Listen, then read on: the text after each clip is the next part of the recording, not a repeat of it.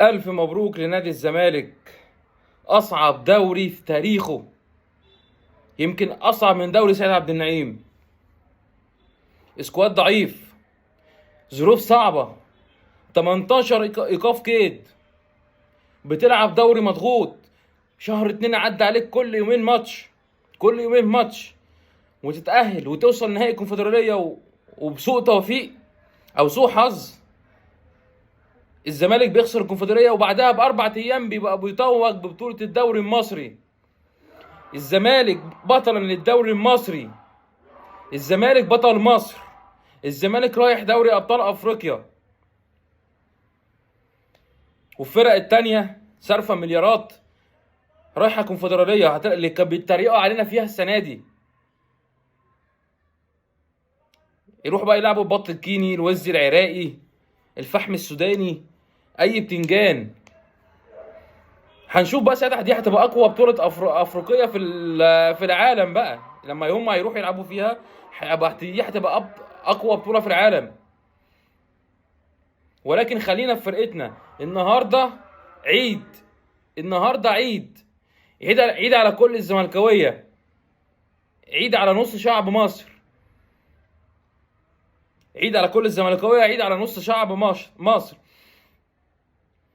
الزمالك من غير فلوس، مجلس اداره متذبذب، قرارات ضعيفه، تشكيك في قدرات، أسوأ ظروف ممكن تمر على فريق ونادي. ولكن كان لجمهور الزمالك الدور والوقفة. كان لجمهور الزمالك، جمهور المدرجات وجمهور السوشيال ميديا وفي كل حتة، كان ليه الدور وكان ليه الوقفة. 80% 80% من فوز الزمالك بالدوري من جمهوره. ال 20% التانيين عايز توزعهم زي ما انت عايز توزعهم. الغالبية العظمى جمهور نادي الزمالك هو اللي جاب البطولة دي. ولكن مش عايز اغفل برضو دور معتمد جمال. جاء في وقت صعب، اتحدى ظروف صعبة جدا، ما طلعش عيط ولا اشتكى في اي ماتش كان بيخسر فيه او بيتعادل فيه. ما طلعش قلس للظروف، كان بيقول احنا مقصرين واحنا مزعلين جمهورنا واحنا مقصرين وان شاء الله هنصالح الجمهور وان شاء الله هنكسب وان شاء الله وان شاء الله وان شاء الله. عمره ما طلع عيط ولا اشتكى.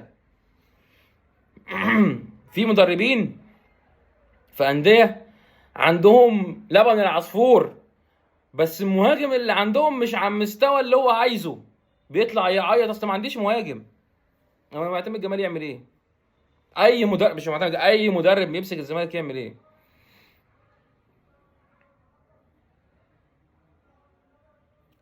خلينا نقول الف مبروك لنادي الزمالك، الف مبروك معتمد جمال، الف مبروك لعيبه الزمالك الرجاله، الف مبروك لعبد الله السعيد.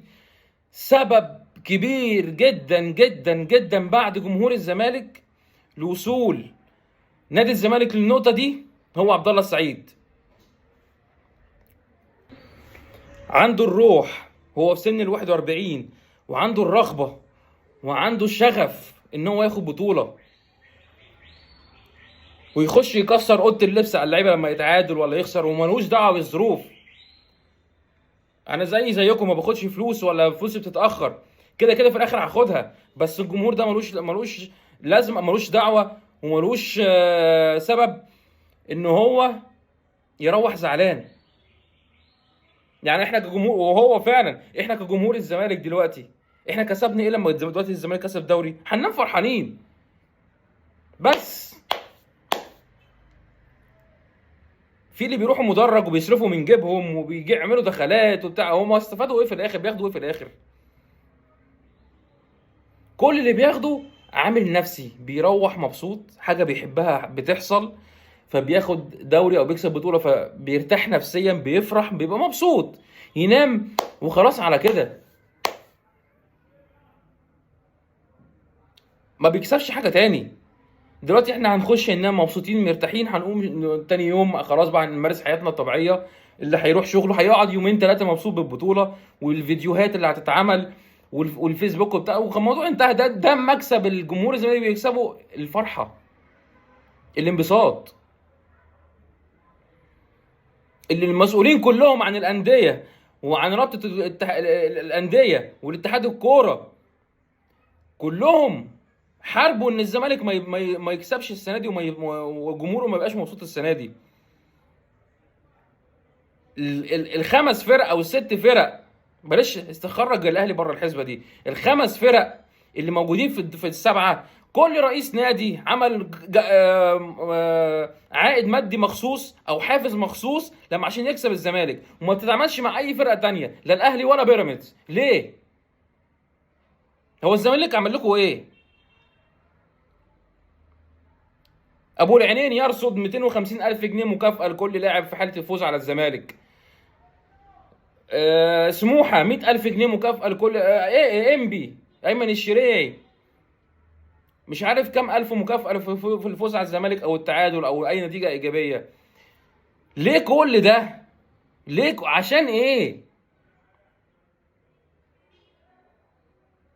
هو الحارس بتاع سموحه لما طلع في اخر ضربه ركنيه في ماتش سموحه والزمالك، هو سموحه لو تعادل كانت هتتعادل، ها مش هتكسب. يا عم نفترض بقى ان سموحه كانت هتكسب، كان هتروح فين؟ ولا حاجه. لا هتاخد تالت ولا رابع ولا هتنافس على مركز، ولا هي مثلا بتهرب من الهبوط، ولا هي بتتنيل في اي حاجه، ولا هتعمل ولا هتستفاد اي حاجه من اي حاجه في الدنيا. ماتش عادي ملوش لازمه بالنسبه لها ان هو يتحقق فيه اي نتيجه. لكن ما تعرفش ايه كميه الغل والحقد ان الناس تعطل الزمالك.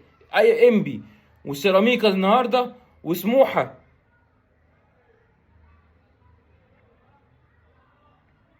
كل الانديه نازله تغل قدام الزمالك، وانبي ماتش الموسم الدور الاولاني.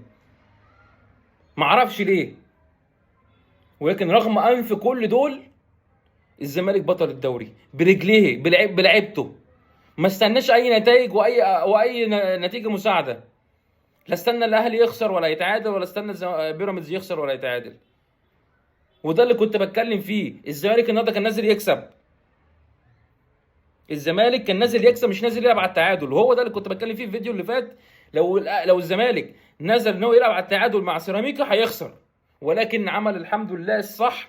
الزمالك لعب ان هو يكسب ويحاول يحرز هدف واثنين وثلاثه ويضغط على سيراميكا.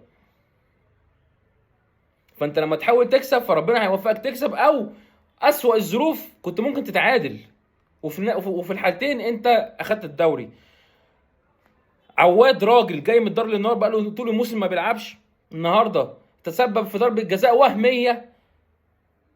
يا لجنه حكام، يا مسؤولين عن الكوره، يا معدومي الضمير جايبين حكم لا مؤاخذه شبهكم.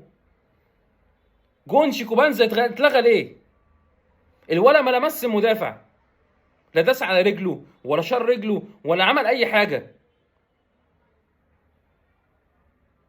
وتترد علينا ضربه جزاء وهميه. عواد طالع لا بيعرقل حسين السيد ولا جه جنبه، التاني نط من فوقيه لمسه، والكره في السماء. ضربه جزاء منين؟ الكره دي لو في المانيا هتحسبها يا حكم يا الماني؟ ولا هم عاطينك ايه ولا قايلين لك ايه؟ وفاولات عكسيه وقرارات عكسيه، ما اعرفش بتجيبوهم منين، بتنقوهم ازاي، عارفينهم منين؟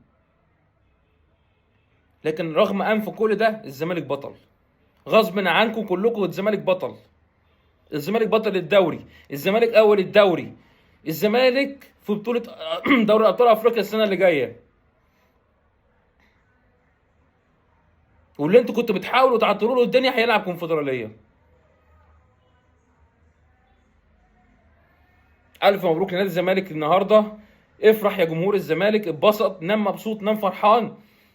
عوض الحسره اللي انت حسيت بيها والزعل اللي حسيت بيه من كام يوم السبت اللي فات بخساره الكونفدراليه. النهارده انت بطل، انت اللي جبت البطوله وشويه رجوله من اللعيبه. لينا كلام في حاجات فنيه وحاجات مش وقتها خالص. احنا النهارده نفرح بس وبس، مش هنعمل حاجه النهارده، نفرح ونحفل. ولكن علشان احنا بنحب نادي الزمالك ففي كلام هيتقال معين، بس مش دلوقتي. وان شاء الله ان شاء الله اللي جاي احسن للزمالك. والف مبروك مره 2 و10 و20 ومليون للزمالك. السلام عليكم.